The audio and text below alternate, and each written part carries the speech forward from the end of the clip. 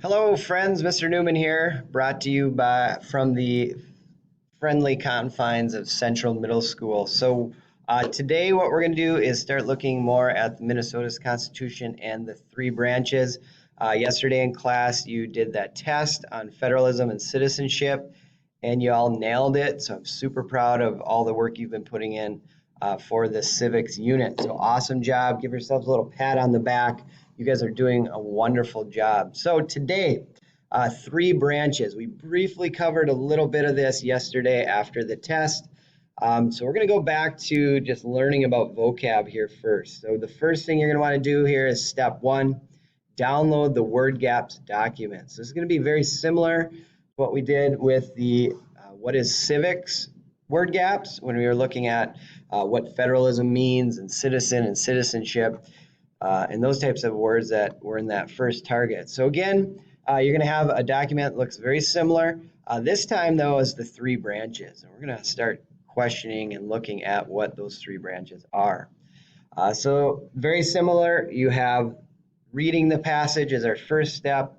Highlight any unfamiliar words to you. Now, unfamiliar means I don't know what they mean. So if, say, your parent asks you, hey, what does this word mean? You would be able to tell them almost immediately. If you can't do that, that's kind of an indicator of, maybe I've heard the word, but I'm not sure. I would still highlight that word just so you can get more of an understanding of what the word means. So then after you highlight, the next step is to write a short definition. So number 3 here, you can cross that one out. You don't need to worry about that one right now, but you'll kind of see over here on the right side the words that I need you to have written down and understand or start understanding the meanings of them. But if there's other words that you have highlighted, please feel free to do that as well. It's not just the bolded ones that I need you to do. Part of this is you kind of thinking about in your head what words don't make sense to me and identifying those by highlighting them. All right, so you're going to scroll through. First one is the three branches of government. So you read through that. You have these three vocab words, the legislative branch, executive branch, judicial branch. Please define those in your own words. Think, short summary, 6 words or less that help you understand what those words mean. As you scroll down, we're going to look at Minnesota's executive branch. Their job is to enforce the laws, and there are 2 words in here that I need you to know.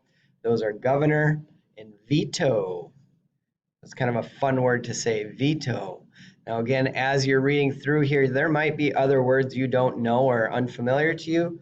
Highlight those words so it starts the process of identifying words I'm not sure that I understand, so that way we can start looking into that further.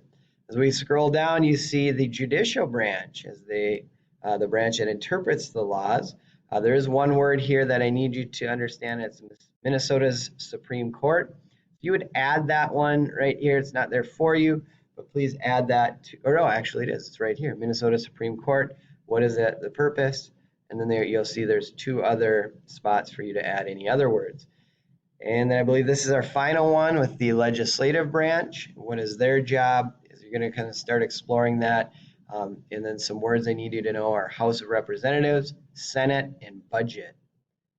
And that would be it for this document. Once you have all those completed, you can submit this assignment to this page on Canvas. So I hope you get through that. I hope you, as you look through, you start practicing, get more comfortable with being okay with words that we don't understand. This is new information to you. I don't expect you, or you shouldn't expect yourself to know all of this because it is new. So please let me know if you have questions. Stop by my office hours. I'll be happy to help you out. Have a wonderful day.